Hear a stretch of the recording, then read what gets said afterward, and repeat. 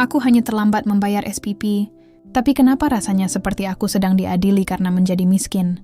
Mereka tertawa, guruku menatapku dengan tatapan jijik. Kalau saja mereka tahu, siapa sebenarnya kakakku? Apakah mereka masih akan menghina seperti ini? Assalamualaikum warahmatullahi wabarakatuh. Sebelum lanjut ceritanya, mohon kalian komen dari mana asal kalian. Untuk yang sudah komen, semoga sehat selalu dan dilancarkan rezekinya oleh Allah Subhanahu wa Ta'ala. Amin. Ya Rabbal Alamin. Jangan lupa juga untuk kalian klik like dan subscribe. Nyalakan juga loncengnya supaya tidak ketinggalan video terbaru dan menarik lainnya dari channel ini. Mari kita mulai ceritanya. Pagi itu langit terlihat abu-abu. Gerimis turun pelan, seolah ikut merasakan beratnya langkahku menuju sekolah. Jalanan licin, dan sepatuku yang mulai mengelupas membuat setiap langkah terasa dingin di ujung kaki. Aku memeluk tas lusuh di dada, takut isinya basah. Di dalamnya ada buku-buku yang sudah mulai sobek di bagian pinggirnya. Satu-satunya benda berharga peninggalan almarhum ibuku. Aku tahu aku terlambat. Bukan hanya terlambat datang ke sekolah, tapi juga terlambat membayar SPP. 2 bulan sudah aku menunggak. Setiap kali Bu Ratna, wali kelasku, menyinggung soal itu, aku hanya bisa menunduk dan menjawab pelan, "Sebentar lagi, Bu." Tapi sebentar lagi yang kuucapkan itu terasa seperti kebohongan kecil yang kugunakan untuk menenangkan hatiku sendiri. Begitu bel berbunyi, aku berlari masuk ke kelas dengan napas terengah. Semua mata langsung tertuju padaku. Beberapa teman menahan tawa. Sebagian lagi hanya melirik tanpa peduli. Bu Ratna berdiri di depan papan tulis. Tangan kanannya memegang spidol, dan wajahnya memerah menahan amarah. "Saudari Nadia." Suaranya menggema di seluruh kelas. Aku menelan ludah pelan. "Iya, Bu. Sudah berapa kali Ibu bilang, jangan datang terlambat. Dan satu lagi," ia menatapku dari ujung kepala sampai kaki. "SPP kamu sudah 2 bulan belum dibayarkan." Kelas mendadak hening. Aku menunduk. "Iya, Bu. Saya belum sempat." "Belum sempat? Kamu pikir sekolah ini berdiri pakai doa saja?" Suaranya meninggi. "Kalau kamu nggak bisa bayar, bilang. Jangan pura-pura mampu." Tawa kecil mulai terdengar dari bangku belakang. Aku bisa mendengar bisikan halus seperti jarum menusuk telinga. "Pantas aja bajunya lusuh. Anak miskin sok pinter." Aku menggigit bibirku. Rasanya sakit, tapi bukan karena perkataannya. Sakitnya karena aku tahu semua itu benar. Aku memang miskin. Bu Ratna melangkah mendekat. Sepatu haknya mengetuk lantai keras-keras. "Nadia, Ibu tidak suka siswa yang tidak disiplin dan tidak tahu diri. Kalau kamu tidak mampu bayar bulan ini, lebih baik kamu mengundurkan diri." Aku menatapnya sebentar. Di matanya tidak ada sedikit pun empati. "Baik, Bu." Suaraku nyaris tak terdengar. Ia menghela napas keras dan kembali ke meja guru. "Duduk." Aku berjalan perlahan menuju bangku paling belakang. Suasana kelas kembali ramai, seolah tidak terjadi apa-apa. Tapi di dalam dadaku, ada sesuatu yang retak. Aku menatap keluar jendela, menatap langit yang mulai terang. Kenapa orang-orang selalu menilai dari apa yang mereka lihat? Pikirku dalam hati. Kalau saja mereka tahu, aku tidak memilih untuk jadi begini. Waktu berjalan lambat. Setiap detik di kelas terasa seperti jam. Aku mencoba menulis, tapi pikiranku kosong. Kata-kata Bu Ratna terus terngiang di kepala. Aku bukan marah, hanya lelah. Rasanya seperti semua perjuangan yang kulakukan selama ini tidak pernah cukup. Saat jam istirahat, aku duduk sendirian di taman belakang sekolah. Anak-anak lain tertawa bersama di kantin, menikmati makanan yang bahkan tidak berani aku pandang harganya. Aku hanya makan roti kering yang kubawa dari rumah. Di sudut mataku, kulihat beberapa siswa memotretku diam-diam. Mereka menutupi mulut sambil tertawa pelan. Aku pura-pura tidak melihat. Aku sudah terlalu sering jadi bahan tertawaan. Aku menatap telapak tanganku yang mulai kotor oleh debu. "Aku kuat, Mah," bisikku pelan. "Aku janji aku akan tetap sekolah. Aku akan jadi orang yang bisa dibanggakan." Namun dalam hati, aku juga bertanya, dengan suara yang bahkan aku takut dengar sendiri. Tapi, sampai kapan aku harus kuat sendirian seperti ini? Malam itu sunyi. Lampu di kamarku redup, hanya menerangi sebagian tembok yang mulai mengelupas. Angin malam masuk lewat celah jendela, membuat kertas-kertas di meja kecilku bergetar pelan. Aku duduk sendirian, menatap selembar amplop putih yang baru saja diantar oleh tukang pos sore tadi. Di sudutnya tertulis rapi, "Tokyo, Japan." Hatiku langsung bergetar. Sudah lama sekali aku tidak menerima kabar dari Kak Arga, satu-satunya keluarga yang kumiliki di dunia ini. Dengan tangan gemetar, aku membuka amplop itu perlahan. Aroma kertasnya entah kenapa membuatku ingin menangis. Aroma yang mengingatkanku pada masa kecil, saat Kak Arga selalu menulis surat dari asrama universitasnya. Tulisan tangannya masih sama, tegas, rapi, tapi hangat. Nadia, adikku tersayang. Kakak harap kamu sehat ya. Maaf kakak belum sempat menulis. Proyek di sini sedang padat sekali. Tapi kakak selalu ingat kamu. Selalu berdoa supaya kamu kuat. Sebentar lagi kakak akan pulang. Ada sesuatu yang ingin kakak bicarakan. Jangan khawatir tentang apapun ya. Kakak janji, semua akan baik-baik saja. Air mataku menetes tanpa bisa kutahan. Aku membacanya berulang kali, seolah setiap kalimatnya bisa menghapus semua luka hari ini. Aku tersenyum kecil, memeluk surat itu erat-erat ke dada. Kak Arga, bisiku. Aku kangen banget. Aku menatap foto di dinding, foto lama saat kami masih kecil. Kak Arga memelukku dengan senyum lebar, dan aku di pangkuannya dengan wajah belepotan es krim. Sejak orang tua kami meninggal, dia yang merawatku, menyekolahkanku, bahkan bekerja keras sampai bisa kuliah di luar negeri. Dan sekarang, dia jadi CEO di Jepang. Kadang aku tak percaya, darah yang sama mengalir di tubuh kami. Namun, meski surat itu membuat hatiku hangat, hari-hariku di sekolah tetap dingin. Keesokan paginya, seperti biasa, Bu Ratna berdiri di depan kelas dengan wajah tanpa senyum. Suaranya tajam memotong udara. Baik anak-anak. Sebelum pelajaran dimulai, Ibu mau bicara sedikit tentang kedisiplinan. Aku tahu kemana arah pembicaraannya. Matanya berkeliling, lalu berhenti tepat di wajahku. Nadia, ke depan. Aku berdiri, langkahku berat. Berapa kali Ibu harus bilang soal tanggung jawab? Kalau kamu terlambat bayar SPP, kamu membuat nama kelas kita jelek. Aku menunduk. Maaf Bu, kakak saya sedang di luar negeri. Nanti kalau sudah kirim uang. Belum sempat aku menyelesaikan kalimatku. Suara tawanya memotong. Oh, luar negeri ya? Wah, hebat sekali. Tapi kenapa penampilan kamu seperti itu? Jangan-jangan kamu cuma ngarang. Beberapa teman mulai tertawa. Salah satu dari mereka berbisik pelan, tapi cukup keras untuk kudengar. Iya, paling kakaknya cuma kerja serabutan. Darahku berdesir. Aku ingin marah, tapi lidahku keluh. Aku tahu percuma melawan. Guru, teman, bahkan sistem di sekolah ini. Semuanya berpihak pada mereka yang beruang. Bu Ratna melanjutkan ucapannya. Kalau kamu terus begini, Ibu pertimbangkan kamu tidak ikut ujian semester. Percuma kamu belajar kalau tidak bisa bayar kewajiban. Ia lalu menatap kelas dan berkata, anak-anak, lihat Nadia. Ini contoh buruk siswa yang tidak disiplin. Jangan ditiru. Sekali lagi semua mata menatapku. Kali ini aku tidak menangis. Hatiku sudah terlalu lelah untuk menangis.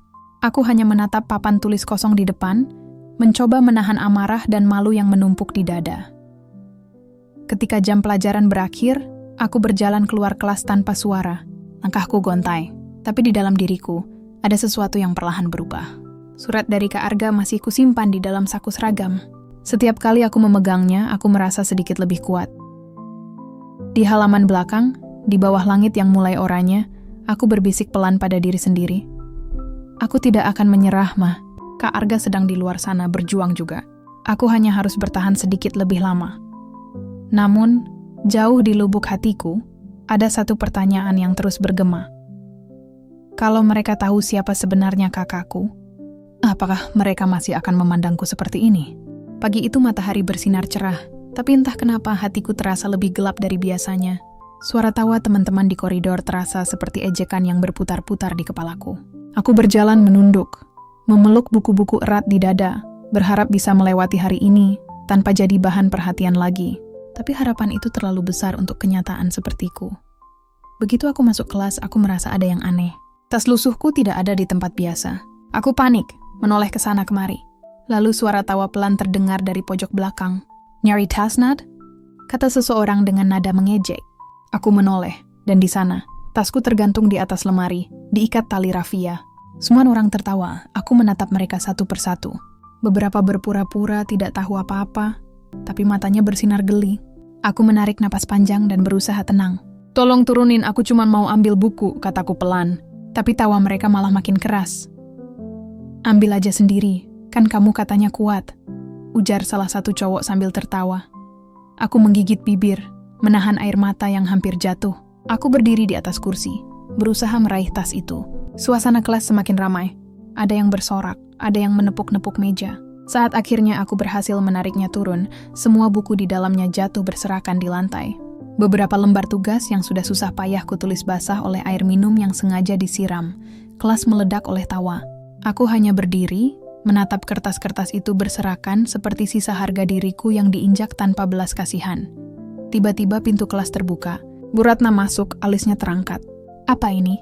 Ribut sekali. Semua siswa langsung diam. Aku berharap beliau akan membelaku, tapi harapan itu hanya tinggal harapan. Matanya berhenti di kertas yang basah di lantai, lalu menatapku dengan pandangan sinis. Nadia lagi, kamu ini selalu bikin masalah, ya? Kalau tidak bisa menyesuaikan diri, jangan salahkan orang lain. Aku tertegun, lidahku keluh. Aku ingin berkata kalau aku yang jadi korban, tapi suaraku tidak keluar. Aku tahu, untuk beliau, aku hanyalah masalah. Setelah beliau pergi, suasana kembali seperti tadi. Hanya saja lebih sunyi. Aku jongkok memunguti lembar demi lembar tugasku, mencoba mengeringkannya dengan tisu. Tidak ada satu pun yang membantu. Saat itulah aku sadar, luka yang paling menyakitkan bukanlah pukulan atau bentakan, tapi ketidakpedulian. Siang harinya, aku duduk di kantin sendirian. Aku menatap uang Rp1.000 di tanganku. Tidak cukup untuk membeli apapun, bahkan segelas air.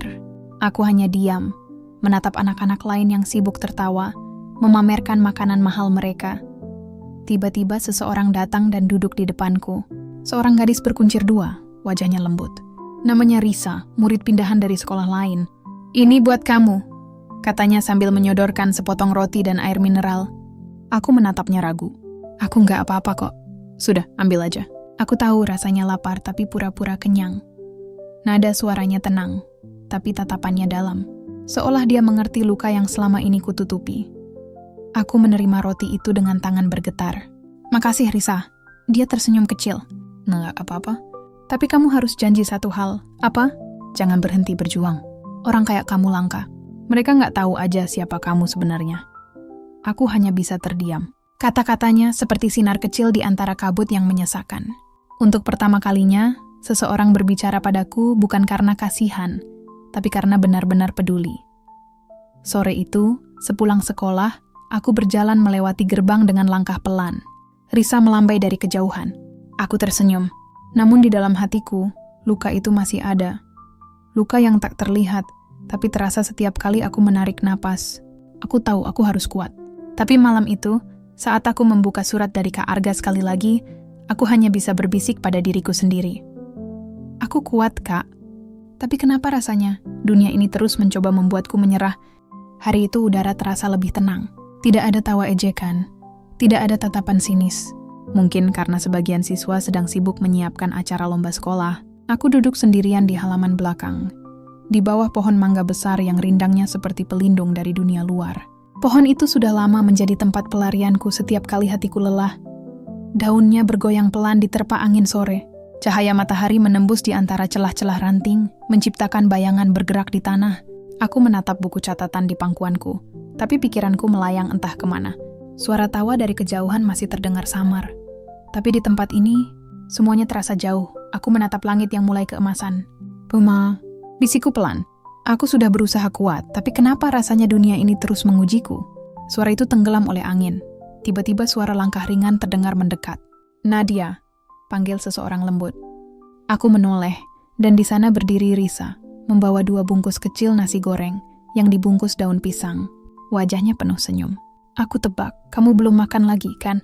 Katanya. Aku menggeleng, pura-pura tersenyum. Nggak lapar. Ah, jangan bohong. Aku beli 2 porsi. Kalau kamu nggak mau, aku juga nggak mau makan. Katanya sambil duduk di sebelahku tanpa menunggu izin. Akhirnya aku menyerah. Kami makan bersama di bawah pohon itu, tanpa banyak bicara. Hanya suara sendok dan angin yang menemani. Tapi entah kenapa, untuk pertama kalinya setelah sekian lama, makanan itu terasa nikmat. Risa menatapku setelah beberapa saat. Nat, boleh aku tanya sesuatu? Aku mengangguk pelan. Kenapa kamu nggak pernah marah sama mereka? Sama Bu Ratna, sama teman-teman yang ngerendahin kamu? Aku terdiam. Butuh waktu lama sebelum aku menjawab. Karena kalau aku marah, aku takut jadi seperti mereka. Ucapku pelan. Mereka bisa menertawakan aku karena aku miskin. Tapi aku nggak mau kehilangan hatiku hanya untuk membalas mereka. Risa tersenyum kecil. Kamu beda. Mungkin karena itu Tuhan ngasih ujian sebesar ini ke kamu. Karena dia tahu kamu sanggup. Aku menatapnya lama. Kata-katanya menenangkan, tapi juga membuat dadaku hangat. Kamu percaya itu? Tanyaku. Percaya, jawabnya mantap. Dan aku percaya suatu hari nanti, mereka semua bakal tahu siapa kamu sebenarnya. Aku tertawa kecil. Kalau kamu tahu aku cuma anak yatim piatu yang tinggal di rumah kontrakan kecil, kamu masih akan bilang gitu? Justru karena itu aku bilang, katanya dengan nada lembut. Orang besar lahir dari tempat kecil, Nad. Aku yakin kamu salah satunya. Hening beberapa saat. Angin sore berhembus lembut. Aku menatap daun-daun mangga yang menari di udara, lalu berkata, pelan. Risa, aku janji sama diriku sendiri, aku nggak akan berhenti. Aku akan terus sekolah, walau apapun yang terjadi. Risa menatapku, lalu mengulurkan tangan. Kalau gitu aku juga janji. Aku bakal ada di samping kamu, sampai kamu berhasil. Kami saling menggenggam tangan di bawah pohon itu. Saat itu dunia terasa lebih hangat. Untuk pertama kalinya aku merasa tidak sendirian lagi. Matahari mulai tenggelam, meninggalkan langit jingga yang perlahan berubah menjadi ungu. Aku menatap warna itu dengan hati yang berdebar. Mungkin inilah awal dari perubahan. Tapi entah kenapa, di balik keindahan sore itu, aku juga merasakan sesuatu. Firasat halus, seperti bayangan yang bergerak di belakang punggungku. Sebuah pertanda bahwa kedamaian ini tidak akan berlangsung lama. Hari Jumat. Matahari bersinar terik, tapi udara terasa pengap, seolah ada sesuatu yang menekan dadaku sejak pagi. Dari pengeras suara sekolah, terdengar pengumuman agar semua siswa berkumpul di aula. Aku berjalan pelan menuju sana, memeluk buku catatan yang selalu kubawa. Hatiku tidak tenang. Biasanya, setiap kali ada pengumuman tentang keuangan sekolah, namaku selalu disebut, dan aku selalu jadi bahan pembicaraan. Aula sekolah penuh sesak. Ratusan siswa duduk berbaris di lantai, sementara guru-guru berdiri di depan, tepat di bawah panggung kecil. Di tengah kerumunan, suara tawa, bisikan, dan desahan bercampur menjadi satu. Tapi bagiku, semua suara itu terdengar jauh, seperti gema dalam ruangan kosong. Bu Ratna berdiri di depan mikrofon, mengenakan kebaya biru muda dengan wajah serius. Anak-anak, katanya lantang. Hari ini ibu ingin membahas tentang kedisiplinan dan tanggung jawab dalam pembayaran SPP. Aku sudah tahu apa yang akan terjadi. Hatiku mulai berdegup cepat. Satu persatu, nama siswa disebut. Mereka maju ke depan dan menyerahkan bukti pembayaran. Lalu tiba-tiba suara Bu Ratna meninggi. Dan satu nama yang sampai hari ini belum juga membayar SPP selama 2 bulan. Nadia, semua kepala menoleh ke arahku. Sejenak dunia berhenti. Aku bisa mendengar detak jantungku sendiri, cepat dan kacau. Aku berdiri perlahan, menatap wajah-wajah yang kini memperhatikanku seperti menonton pertunjukan. Bu Ratna melanjutkan, silakan maju ke depan. Sekalian beritahu kami, kenapa kamu merasa sekolah di sini masih pantas untukmu kalau kamu tidak bisa memenuhi kewajiban sederhana seperti membayar SPP? Tawa kecil mulai terdengar. Ada yang menutupi mulut, ada yang saling menyenggol. Aku menatap lantai dan berjalan ke depan. Setiap langkah terasa berat, seperti menyeret beban yang tak terlihat. Saat aku berdiri di depan ratusan orang itu, tanganku gemetar. Maaf Bu, suaraku bergetar. Kakak saya sedang di luar negeri. Dia janji akan segera kirim uang minggu ini. Luar negeri? Bu Ratna menaikkan alis, matanya tajam. Kamu pikir kami percaya begitu saja? Sudah banyak alasan yang kamu buat. Sekolah ini bukan tempat untuk orang yang tidak tahu diri, Nadia. Kalau kamu memang tidak mampu, kamu bisa pindah ke sekolah negeri. Kami tidak butuh siswa yang hanya bisa menunda-nunda kewajiban. Suara tawa pecah di belakangku. Seseorang berbisik keras, kasihan sekolah aja ngutang. Yang lain menimpali, mending dia kerja aja, bukan sekolah di sini. Kata-kata itu seperti pisau yang menusuk jantungku. Aku menatap Bu Ratna, berharap ada sedikit saja empati di wajahnya. Tapi yang kulihat hanya tatapan dingin dan puas. Mungkin baginya, aku hanyalah pengganggu yang menodai reputasi sekolahnya yang elit. Mataku mulai panas, tapi aku menolak menangis. Aku menatap semua orang yang menertawakanku, lalu berkata pelan, hampir tanpa suara. Saya cuma ingin belajar, Bu. Saya nggak minta dikasihani. Saya cuma minta waktu. Namun kata-kataku tenggelam di antara tawa mereka. Tidak ada yang mendengar, tidak ada yang peduli. Bu Ratna mengibaskan tangannya. Cukup. Kalau sampai minggu depan belum dibayar, kamu jangan datang ke sekolah lagi. Jelas? Aku menunduk. Jelas, Bu. Bagus. Sekarang kembali ke tempatmu. Aku berbalik dengan langkah gontai. Aula terasa semakin panas, napasku tercekat. Ketika aku melewati barisan teman-teman sekelas, aku bisa mendengar mereka berbisik. Pantas aja bajunya itu-itu aja. Dia pasti malu banget tuh. Kasihan hidupnya susah banget. Setiap kata menusuk telingaku seperti jarum. Aku ingin berlari keluar, tapi kakiku lemah. Saat akhirnya aku sampai di bangku paling belakang, aku duduk, menatap kosong ke depan, dan mencoba menahan air mata yang kini benar-benar jatuh tanpa bisa kutahan.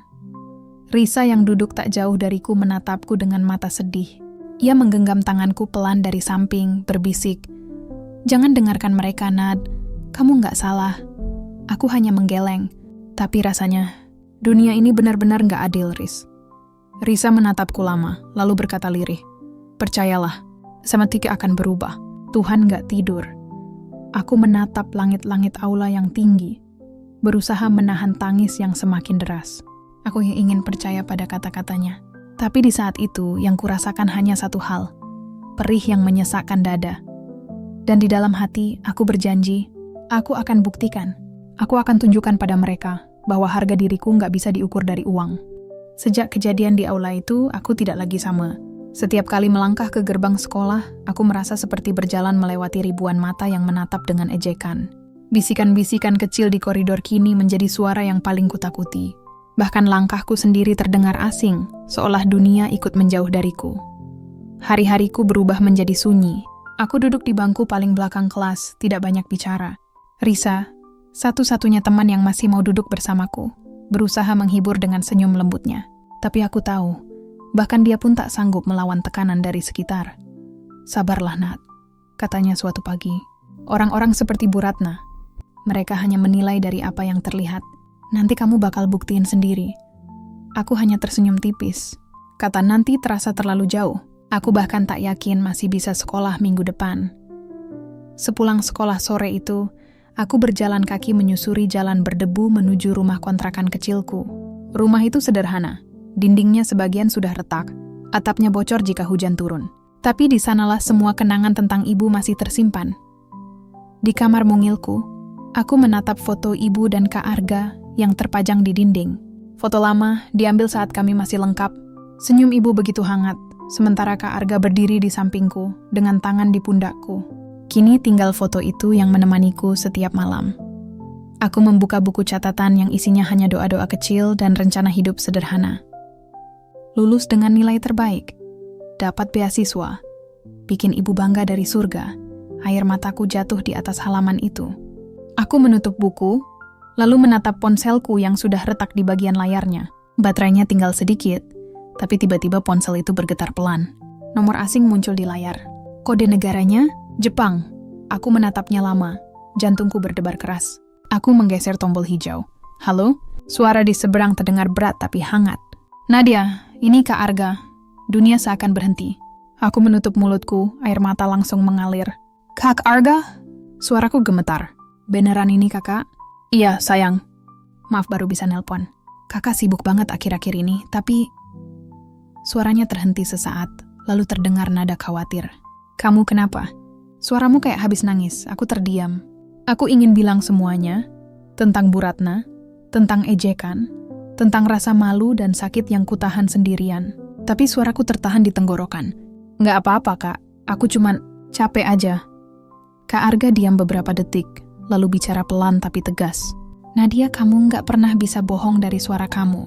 Cerita sama kakak ya, apa yang sebenarnya terjadi di sekolah?" Dan akhirnya, semua kata yang kutahan pecah seperti bendungan jebol. Aku bercerita tentang hari itu, tentang bagaimana Bu Ratna mempermalukanku di depan semua orang, tentang tawa teman-teman, tentang rasa ingin menghilang yang begitu kuat. Di seberang sana, tak ada suara selain napas berat kakakku. Saat aku selesai, hanya ada keheningan panjang. Lalu terdengar suara kursi bergeser dan langkah kaki cepat. "Nadia," katanya pelan tapi mantap, "kamu nggak perlu ke sekolah dulu besok." Aku bingung. "Kenapa, Kak?" "Aku akan urus semuanya. Aku janji." "Tapi, Kak, aku udah diam terlalu lama, Nat. Kali ini, kakak nggak akan tinggal diam lagi." Suaranya berbeda. Ada nada tegas dan amarah yang belum pernah kudengar sebelumnya.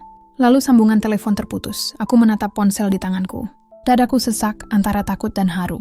Apa maksud Kak Arga? Apa yang akan dia lakukan? Malam itu aku tidak bisa tidur. Angin malam berhembus lewat celah jendela, membawa suara jangkrik yang biasanya menenangkan. Tapi malam ini terasa panjang dan menegangkan. Aku menatap langit-langit kamar, memeluk bantal, dan berbisik pada diri sendiri. Kalau Kak Arga bilang dia akan urus semuanya, Berarti sesuatu besar akan terjadi, kan? Dan di balik rasa cemas itu, untuk pertama kalinya dalam waktu lama, aku merasakan sedikit kehangatan, seperti cahaya kecil di ujung lorong gelap. Namun aku belum tahu bahwa keesokan harinya, cahaya itu akan berubah menjadi sesuatu yang mengguncang seluruh sekolah, sesuatu yang tidak pernah aku bayangkan akan terjadi. Pagi itu udara terasa berbeda. Langit tampak kelabu seolah menyimpan sesuatu yang akan terjadi. Aku masih ragu untuk berangkat ke sekolah, tapi entah kenapa langkahku tetap menuntun ke arah sana. Risa menungguku di depan gerbang, menatap wajahku yang pucat. "Nat, kamu yakin mau masuk hari ini?" Aku mengangguk pelan. Aku nggak mau terus sembunyi, Riz. Aku harus hadapi semuanya. Dia hanya bisa tersenyum lemah. "Kalau gitu aku temenin ya."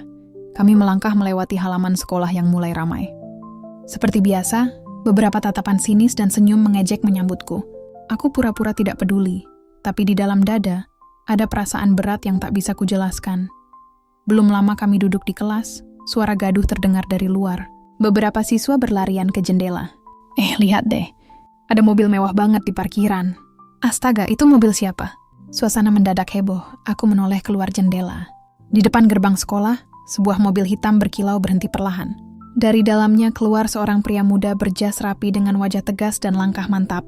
Matanya tajam, posturnya tegap, dan senyumnya samar tapi berwibawa. Aku langsung membeku. Itu Kak Arga. Seketika jantungku berdetak cepat. Tanganku gemetar. Risa menatapku, matanya melebar. "Itu kakak kamu, Nat?" Aku mengangguk pelan. "Iya, itu Kak Arga." Suasana sekolah berubah. Semua mata tertuju pada pria itu. Guru-guru keluar dari ruang guru, murid-murid berbisik pelan. Bahkan satpam sekolah tampak kebingungan. Tak tahu harus berbuat apa. Kepala sekolah, Pak Darman, tergesa-gesa menghampiri sambil tersenyum lebar. "Selamat pagi, Pak. Ada yang bisa kami bantu?" Kak Arga menjabat tangannya sopan, tapi nada suaranya dingin. "Saya mencari Bu Ratna. Beliau wali kelas adik saya, Nadia." Nama itu saja sudah cukup membuat semua orang terdiam. Risa menatapku penuh cemas. "Dia beneran mau temuin Bu Ratna?" Aku menelan ludah. Sepertinya iya. Beberapa menit kemudian suara langkah sepatu bergema di koridor. Semua siswa berdiri di pintu kelas, ingin melihat apa yang terjadi. Dan di depan ruang guru, aku melihat pemandangan yang tak akan pernah kulupakan. Bu Ratna berdiri kaku. Wajahnya pucat ketika Kak Arga menatapnya lurus, tanpa senyum, tanpa basa-basi. Jadi ini guru yang mempermalukan adik saya di depan seluruh siswa? Semua yang ada di sekitar menahan napas. Bu Ratna mencoba tersenyum canggung. "Maaf, Pak, mungkin Bapak salah paham. Saya hanya menegakkan kedisiplinan sekolah." "Tegakkan disiplin?" Potong Kak Arga dengan suara yang rendah namun menekan. "Atau mempermalukan seorang anak yatim piatu yang hanya ingin belajar dengan layak?" Bu Ratna terdiam. Tangannya bergetar. Beberapa guru lain saling pandang, tak berani bicara. Kepala sekolah mencoba menengahi, tapi Kak Arga tidak berhenti. "Selama ini adik saya nggak pernah minta bantuan siapapun. Dia berjuang sendiri. Tapi kalau ini yang dia dapatkan dari tempat yang seharusnya mengajarkan nilai kemanusiaan, maka saya rasa sekolah ini perlu belajar tentang makna pendidikan yang sebenarnya." Kalimat itu bergema di ruangan. Hening. Tak ada suara tawa, tak ada bisikan. Hanya udara tegang yang membeku di antara mereka. Aku berdiri di ambang pintu kelas, tak sanggup maju.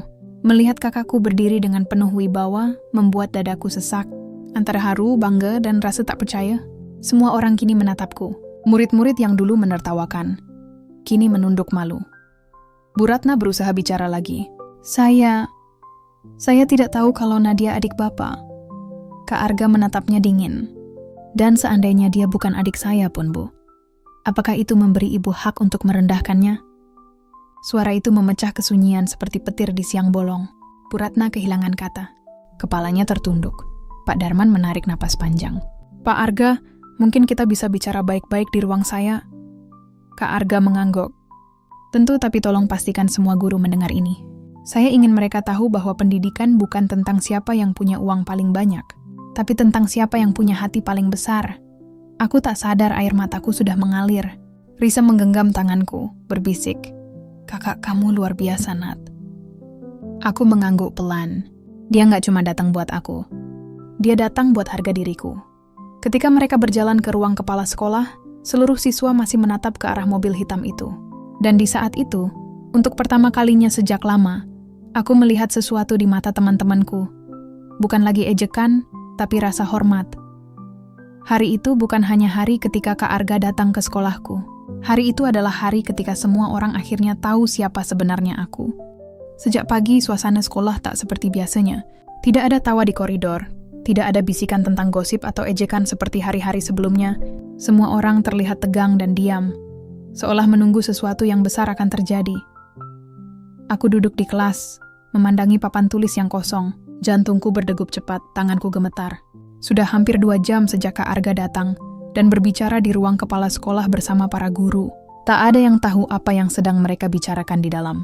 Tapi satu hal yang pasti, sekolah ini tidak akan sama lagi setelah hari ini. Pintu kelas tiba-tiba terbuka. Pak Darman, kepala sekolah, berdiri di sana dengan wajah datar. Semua siswa harap berkumpul di aula sekarang. Ada pengumuman penting. Aku dan Risa saling pandang. Langkah kami terasa berat, tapi hati kami penuh tanda tanya. Di aula, seluruh siswa dan guru sudah berkumpul. Di depan sana berdiri Kak Arga, tegap, tenang, dan berwibawa. Di sampingnya Bu Ratna. Wajahnya pucat, matanya sembab, seolah habis menangis. Suasana aula benar-benar hening. Tak ada suara selain desir kipas angin tua di langit-langit. Kak Arga menatap semua orang, lalu menatapku sebentar. Pandangannya hangat, tapi tegas. "Anak-anak," katanya perlahan. Suaranya terdengar jelas di seluruh ruangan. "Hari ini saya ingin kalian belajar satu hal, tentang rasa hormat. Semua mata tertuju padanya. Rasa hormat bukan datang dari harta.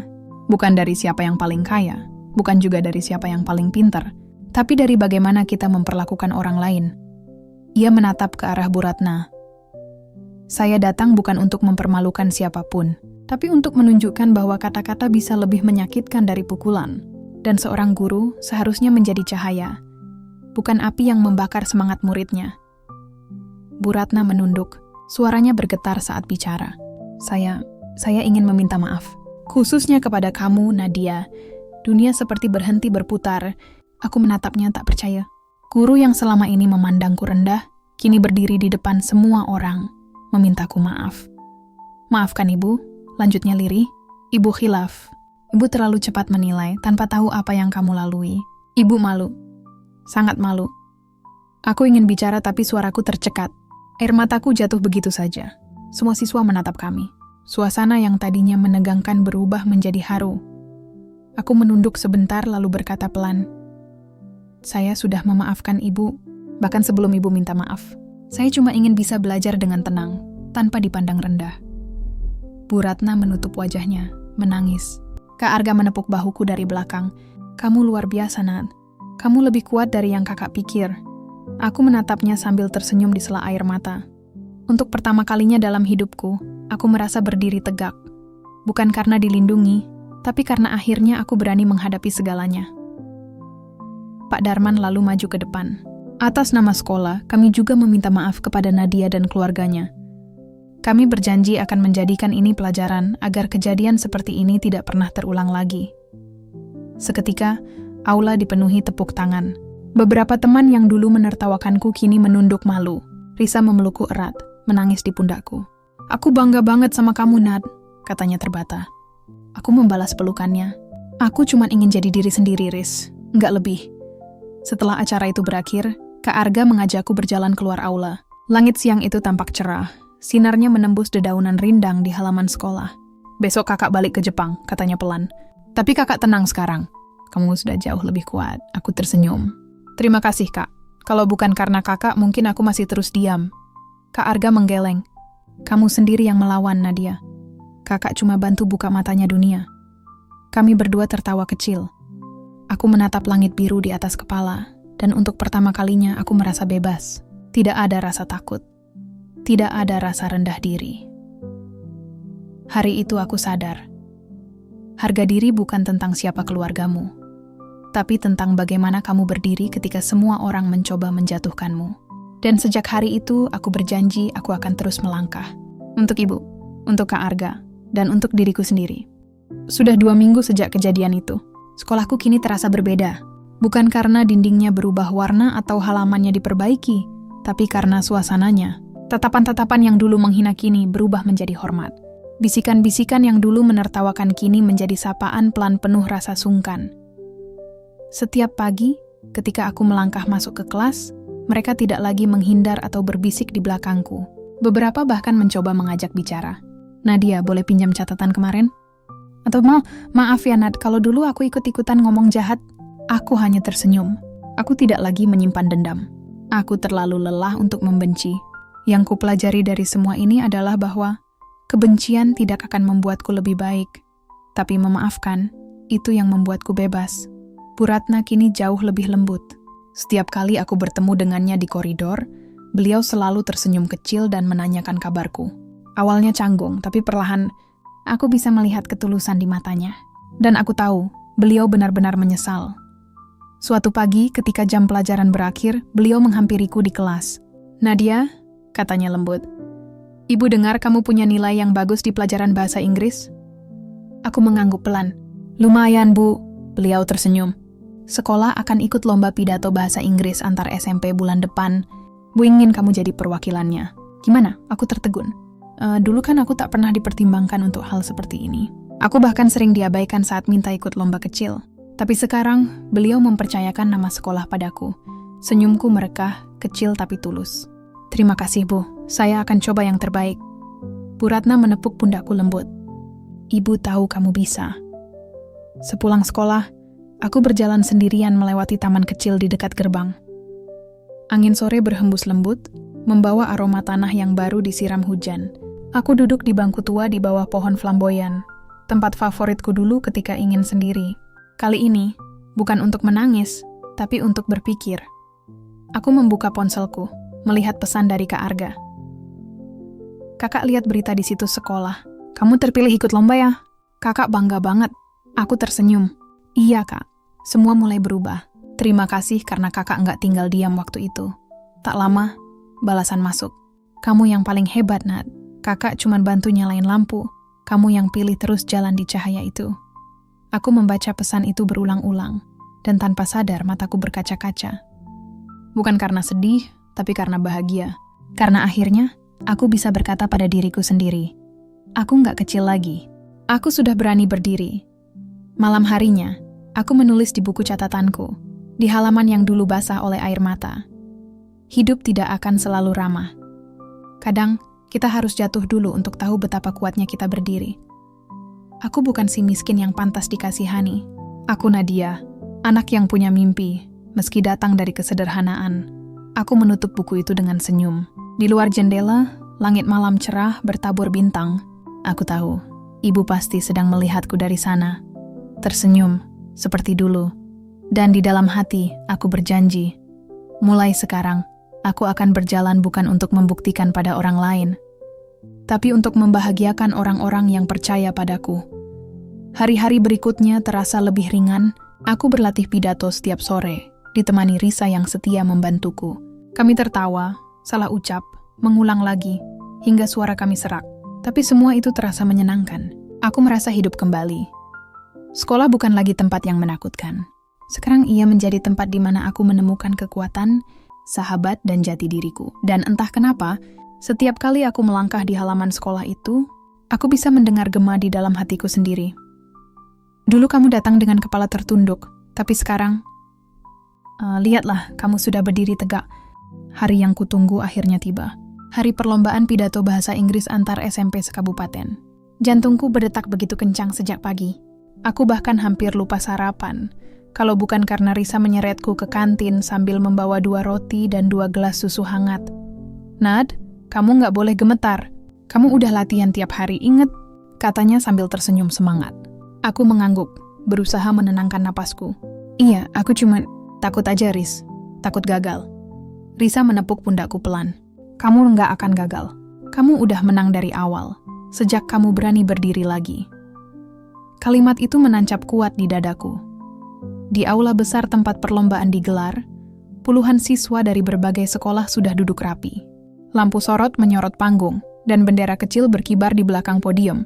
Aku duduk di barisan tengah, mengenakan seragam rapi dengan pin sekolah di dadaku, yang dulu terasa berat kupakai, tapi kini terasa seperti tanda kebanggaan. Nama-nama peserta dipanggil satu persatu.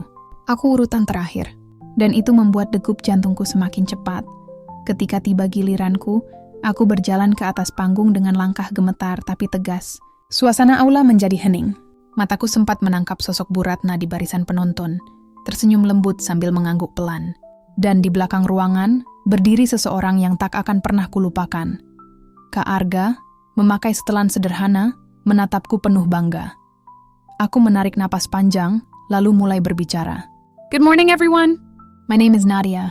I want to tell you a story about how people can shine, even when the world tries to dim their light. Setiap kata keluar dengan perlahan tapi pasti. Aku bercerita tentang perjuangan seorang anak miskin yang kehilangan orang tuanya. Tentang bagaimana ia sering diremehkan, dihina, dan dianggap tak berarti. Tapi juga tentang bagaimana ia belajar berdiri, bukan karena ingin membalas, tapi karena ingin membuktikan bahwa nilai seseorang tak ditentukan oleh harta, tapi oleh hati dan tekadnya. Suasana hening. Beberapa guru menunduk, beberapa siswa terlihat menyeka air mata. Aku menutup pidatoku dengan kalimat yang membuat tenggorokanku tercekat. If you ever feel small, remember, even the tiniest star still shines in the darkest night. Tepuk tangan pecah di seluruh ruangan. Aku berdiri kaku beberapa detik, tak percaya, sampai Risa berteriak dari kursinya. Nadia, kamu hebat! Aku tertawa kecil sambil menunduk, air mataku menetes. Bukan karena sedih, tapi karena lega. Beberapa jam kemudian, pengumuman hasil lomba dibacakan. Dan ketika namaku disebut sebagai juara pertama, seluruh aula bergemuruh. Bu Ratna meneteskan air mata. Sementara Kak Arga berjalan ke arahku, memelukku erat di tengah kerumunan orang. Nadia, kamu luar biasa, katanya pelan di telingaku. Aku tersenyum dengan suara bergetar. Aku cuma belajar dari kakak, dari ibu juga, dari semua luka yang akhirnya ngajarin aku untuk kuat. Keesokan harinya, sekolah membuat upacara kecil. Aku berdiri di depan tiang bendera. Tempat dulu aku pernah dipermalukan karena belum bayar SPP. Kini, tempat yang sama menjadi saksi kebangkitanku. Bu Ratna maju, menyerahkan piala di tanganku dengan senyum haru. Nadia, katanya pelan, maafkan ibu atas semua yang pernah ibu lakukan dulu. Ibu belajar banyak darimu. Aku menatapnya lalu menunduk hormat. Terima kasih, Bu. Kalau bukan karena semua itu, mungkin aku nggak akan sampai di titik ini. Air mata menetes di pipi kami berdua, disambut tepuk tangan seluruh siswa. Beberapa hari kemudian, sebelum kembali ke Jepang, Kak Arga mengajakku duduk di taman sekolah. Langit sore jingga dan angin berhembus pelan membawa aroma rumput. Kakak bangga banget sama kamu, Nat, katanya dengan mata lembut. Aku tersenyum kecil. Aku juga bangga punya kakak kayak Kak Arga. Tapi Kak, aku nggak mau cuma dikenal sebagai adik CEO. Aku mau dikenal karena diriku sendiri. Kak Arga tertawa kecil. Dan kamu udah berhasil. Dunia boleh tahu siapa kakakmu, tapi cuma kamu yang tahu seberapa besar kekuatanmu sendiri. Aku menatap langit, tersenyum. Mungkin inilah yang disebut kebahagiaan. Bukan karena punya segalanya, tapi karena akhirnya bisa memaafkan masa lalu dan berdamai dengan diri sendiri. Langit mulai gelap. Aku menatap bendera di halaman sekolah yang berkibar lembut di angin. Dalam hati aku berbisik pelan, Ibu, lihat kan, anakmu sudah bisa berdiri sendiri sekarang. Aku melangkah pergi, meninggalkan halaman sekolah itu dengan hati yang tenang. Bukan karena aku ingin melupakan semuanya, tapi karena akhirnya aku tahu, luka yang dulu menyakitkan, kini telah berubah menjadi cahaya yang menuntunku menemukan arti hidup. Dan begitulah, perjalanan seorang siswi yatim piatu yang dulu dihina karena miskin, kini menjadi simbol keberanian dan harapan bagi banyak orang. Karena pada akhirnya, aku belajar satu hal yang paling penting. Kehormatan tidak bisa dibeli, tapi bisa dibangun dengan ketulusan, keberanian dan hati yang tidak menyerah.